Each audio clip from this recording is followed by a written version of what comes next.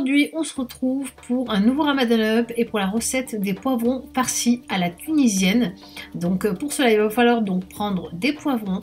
Moi je les ai pris longs parce que je trouve qu'ils ont le meilleur goût, mais vous pouvez très bien prendre des poivrons, vous savez, en boule arrondie quoi.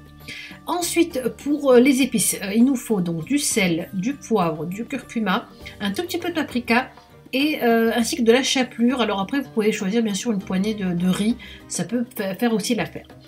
Donc en notre épice, donc il nous faut les oignons, l'ail et du persil. Moi je vais rajouter aussi un peu de parmesan, voilà, et ainsi qu'un œuf. Ensuite, il nous faut aussi de la viande hachée, donc à vous de voir la quantité des personnes qui seront à table.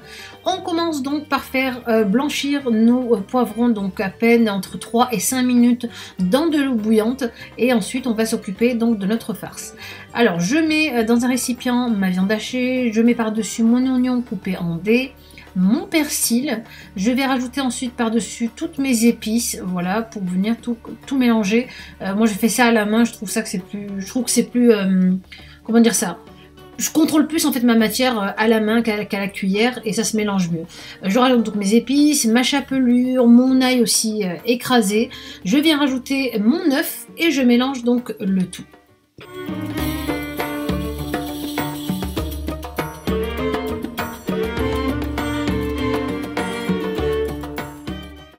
Ensuite, une fois que j'ai mélangé ma farce, je rajoute mon parmesan, et vous voyez aussi que j'ai mis un peu de gruyère, de l'emmental râpé. C'est à vous de voir en fait, hein. Vous pouvez mettre les fromages que vous voulez, ça donne toujours un goût meilleur, je trouve, c'est plus gourmand, voilà. Je sors donc mes poivrons de l'eau chaude et je les laisse refroidir avant de les farcir, et donc je les farcis après ensuite un par un.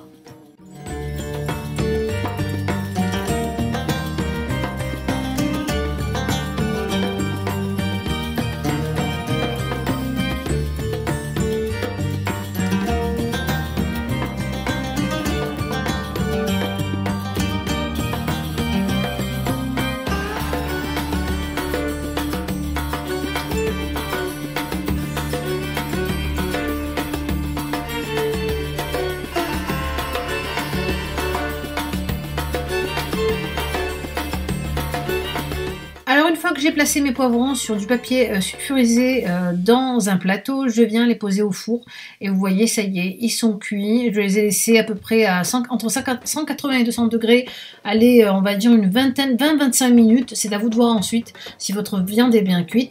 Et j'accompagne ça avec un peu de riz et une bonne sauce un peu avec du gingembre, du curcuma.